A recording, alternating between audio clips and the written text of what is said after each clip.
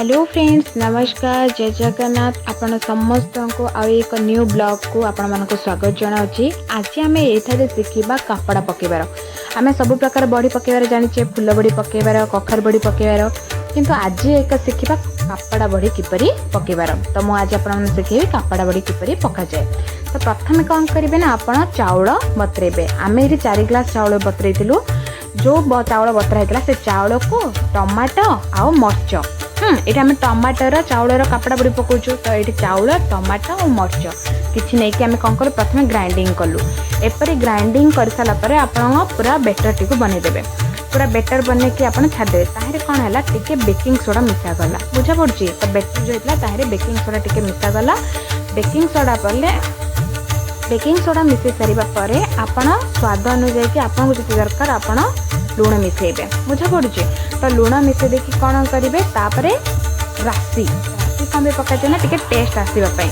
तो ये राशि टी देखो आम के मिसौचु ना, यहीटारे आम जी बेटर बनाइले से अनुजाई राशि को बेसी भी मिसेबेनि, जी दरकार क्वांटिटी आमको से क्वांटिटी राशि भी मिसागला।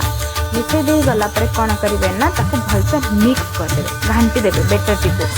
ना बेकिंग सोडा पड़ता, लुण पड़ता, पुणी राशि पड़ा, भलसे घाटी देवे जमी सब जाक मिक्स हो। भलसे घाटी देलापर बेटर को किस समय छाड़देवे, बुझा पड़ी सांग मैंने। किस समय छाड़देला आप कौन करेंगे, चुली लगे कौन काठ चुली हो जहाँ भी हो, चुली लगे। चुली लगे सारापर देखो ये तसला गोटे बस, तसलार पानी गरम होपर इटली छांच गोटे रखा जाइए आउ फुटिया पानी छड़ाई दिगला।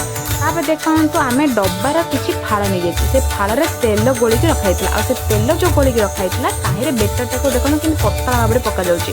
पतला पकड़े कौन हुए ना, कपड़ाटा हो सारापर बाहर सहज होता है। देखो किपर आम पका हो डब्बा फाड़ारे तेल लगा रखाई। तापर कौन है बेटर पकई सारापर से जो तसलार पानी गरम होता ना, ता भितर कौन करा सब से फाड़ जाक गोटी गोटी कर रखा जो जो फाड़े बेटर पड़ता।